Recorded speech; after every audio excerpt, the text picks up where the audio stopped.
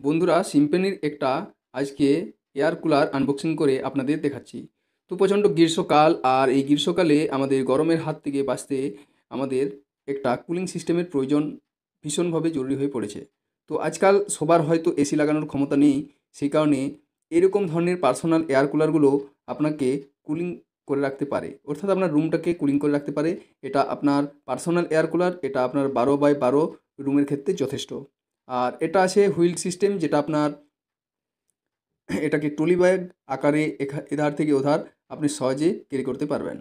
তো আমি এটা এই মুহূর্তে আনবক্সিং করছি, আর আপনাদের এটা কিভাবে ব্যবহার করতে হয়, কিভাবে এটা ইউজ করবেন, সেটা আমি বিস্তারিতভাবে দেখাবো। সম্পূর্ণ ভিডিওটা দেখুন। তো বর্তমানে যে রোদের যে প্রচণ্ড তাপ, সেই তাপের যে লু বইছে, সেই লু থেকে বাঁচতে গেলে আমাদের এখন খুবই প্রয়োজনীয় হয়ে পড়েছে এরকম ধরনের পার্সোনাল এয়ার কুলারগুলো। তো এই লুয়ের হাত থেকে বাঁচার জন্য আপনি এই ধরনের পার্সোনাল এয়ার কুলারগুলো ইউজ করতে পারেন। আর এটা দেখতে পাচ্ছেন একটা 2 পিন প্লাগ ওয়্যার, যেটা দিয়ে কানেক্ট করা হবে। আর সামনে আছে যেটা উইন্ডোজের আপনার, আর এটা আছে ওয়াটার রিফিল করার জায়গা, আর একটা আছে পিছনের ব্যাক সাইডে রিফিল করার জায়গা। তো এটা দিয়ে আপনি 4 ওয়ে সিস্টেম আছে এয়ার সার্কুলেশন করার জন্য। তো এটাতে আপনি উপর এবং নিচ এটাকে ম্যানুয়ালিভাবে করতে পারেন। আর পিছনের সাইডে হানিকম প্যাড 3টা সাইডে দেওয়া আছে, যার ফলে এটা অত্যধিক কুলিং করতে পারে। আর এই পিছনের এই অংশে আপনি ওয়াটার রিফিল করতে পারেন। তো সামনের দিক আর এই পিছনের দিক দুটো দিকেই আপনি ওয়াটার রিফিল করতে পারেন। সামনের দিক দিয়ে আইস রিফিল করতে পারেন, অর্থাৎ বরফের টুকরো দিতে পারেন। তো আইস চেম্বার আছে, আর 3টে সাইডে হানিকম প্যাড দিয়ে তৈরি করার ফলে এটা কুলিং অত্যধিক হয়।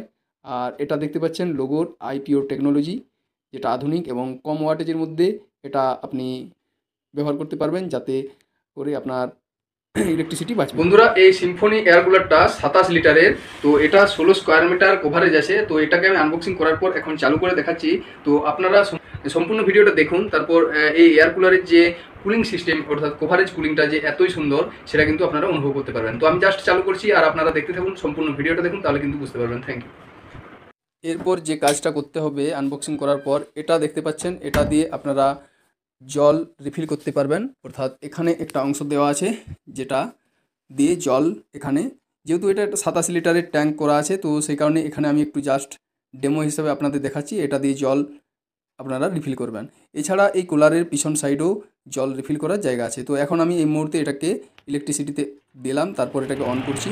তো অন করার পর আপনারা বুঝতে পাচ্ছেন যে এই মুহূর্তে এয়ার কুলারটা চালু হয়ে গেছে, আর এটা চলছে।